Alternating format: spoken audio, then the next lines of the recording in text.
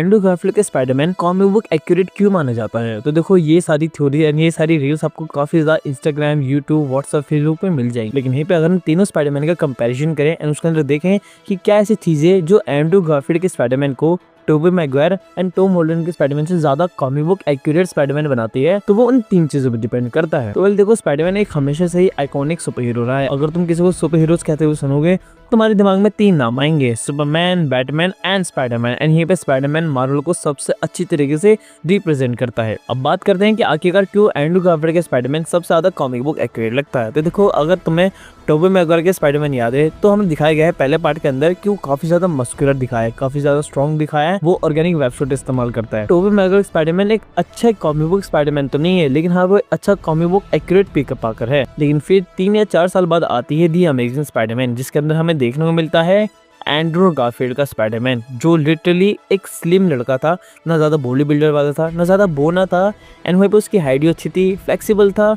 And Andrew Garfield के Spiderman में सबसे अच्छी बात ये थी कि वो ह्यूमर वाली जोक्स फाइट के बीच में करता था, जो हमने सिर्फ टॉम हॉलैंड के स्पाइडरमैन में देखा है। टोबी मैगवायर के स्पाइडरमैन काफ़ी ज़्यादा कम जोक्स मारते थे फाइट के बीच में। लेकिन हम बात आती है टॉम हॉलैंड के स्पाइडरमैन की, तो देखो टॉम हॉलैंड का स्पाइडरमैन एक अच्छा स्पाइडरमैन है, लेकिन कॉमिक बुक एक्यूरेट बिल्कुल भी नहीं है। उसकी हाइट कम है, उसको अपने रिएक्शन दिखाने के लिए आइस का इस्तेमाल करना पड़ता है मूवमेंट के खिलाफ। एंड उसके अभी जो नई स्पाइडरमैन की मूवी आ रही है उसके अंदर तो उसकी आंखें मूव होंगी नहीं, क्योंकि उसके बाद टोनी की टेक्नोलॉजी नहीं है। लेकिन इस बार देखते हैं कि आखिर कैसे मार्वल उसको पोर्ट्रेट करवाता है, क्योंकि टॉम हॉलैंड के स्पाइडरमैन को ना ही हमने अच्छी तरीके से पीटर पार्कर बनते हुए देखा, ना ही अच्छे तरीके से स्पाइडरमैन बनते हुए देखा। देखो मैं बात आती है कि आखिरकार तीनों स्पाइडरमैन में एंड्रू गारफील्ड में ऐसा क्या है जो उसको अच्छा बनाती है। तो देखो अगर तुमने दी अमेजिंग स्पाइडरमैन 2 का एक सीन याद होगा जहाँ पे वो ग्वेन से बहस करता है कि उसके साथ जाएगी, फाइनल फाइट में नहीं जाएगी, तो वहाँ पे तुम उसकी आंखें बिना मूवमेंट होते हुए तुम देख सकते हो कि हाँ वो अनोइंग हो रहा था, वो परेशान हो रहा था, वो उसकी फिक्र कर रहा था, जो एक दूसरे से बता रहे थे कि नहीं ग्वेन तुम मेरे साथ नहीं आओगी। यहीं पर अगर ये चीज़ कम थी तो हमने दी अमेजिंग स्पाइडरमैन 2 के अंदर उसकी स्विंगिंग तो देखी ही थी, वो लोगों से बात करता था, चिल्लाता हुआ जाता था,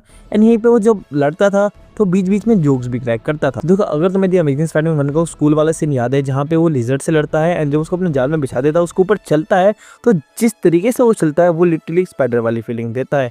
एंड ये अगर ये भी कम था तो दी अमेजिंग स्पाइडरमैन 1 की लास्ट की स्विंग में तुम उसकी फ्लेक्सिबिलिटी देख सकते हो। दी अमेजिंग स्पाइडरमैन 2 के शुरुआती सीन के अंदर जो उस पर कोई गोली चलाता है उसकी फ्लेक्सिबिलिटी भी देख सकते हो। जो अपना वेब शूटर उन्होंने खुद बनाया था वो पीटर पार्कर भी एक्यूरेट दिखा, उसकी किस्मत भी ज़्यादा अच्छी नहीं दिखाई, एंड स्पाइडरमैन भी अच्छा दिखाया। एंड यहीं पे एंड्रू गारफील्ड के स्पाइडरमैन तीनों स्पाइडरमैन में सबसे ज़्यादा कॉमिक बुक एक्यूरेट माना जाता है। वेल तुम्हें क्या लगता है इस बारे में मुझे कमेंट बॉक्स में अपनी ओपिनियन जरूर बताना। वीडियो पसंद आई हो तो इस वीडियो को लाइक करें, दोस्तों में शेयर करें, और ऐसे ही मार्वल डीसी से रिलेटेड वीडियोस पाने के लिए मूवीज़ और सीरीज की एक्सप्लेनेशन के लिए मेरे चैनल को सब्सक्राइब करें।